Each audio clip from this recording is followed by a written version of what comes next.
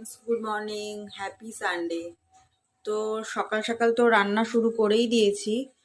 তো এখানে কি হচ্ছে বলো তো? মটর শাক। মটর শাক তোমরা চেনো? যেটা মটরশুঁটি হয় সেটার শাক। তো এই শাকটা আমরা শোল মাছের মাথা দিয়ে খাই। শোল মাছ হয়তো অনেকেই চেনো না, আবার হয়তো অনেকে চেনো। তো এই রেসিপিটা খুব সিম্পল। কি করেছি বলো তো?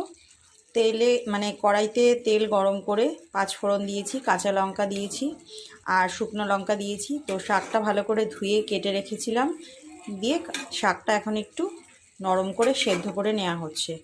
কোনো মশলা লাগে না, কম তেলে রান্না হয়, খুব সুস্বাদু হয়। তারপরে এই মাথাটা ভেঙে টুকরো করে দিয়ে দেব। তো দেখো ফ্রেন্ড, শাকটা অনেকটাই নরম হয়ে এসেছে। এবার আমি মাছের মাথাগুলো দিয়ে দেব, দিয়ে এটাকে আবার ভালো করে নেড়ে চেড়ে ভেঙে টুকরো করে দেব। এটা আবার এর সাথে হতে থাকবে বেশ কিছুক্ষণ।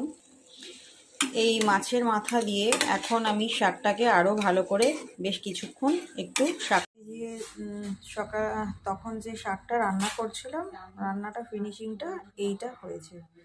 তো দেখতে কতটা সুন্দর হয়েছে, খেতে তো ততটা সুন্দর হবে। তো তোমাদেরকে আমি রেসিপিটা আবার ভালো করে বলে দেব। খুব সিম্পল রান্না। তো এইভাবে তোমরা মটর শাকটা করে খেও, শোল মাছের মাথা দিয়ে খুব সুন্দর লাগবে। তো টাটা ফ্রেন্ডস।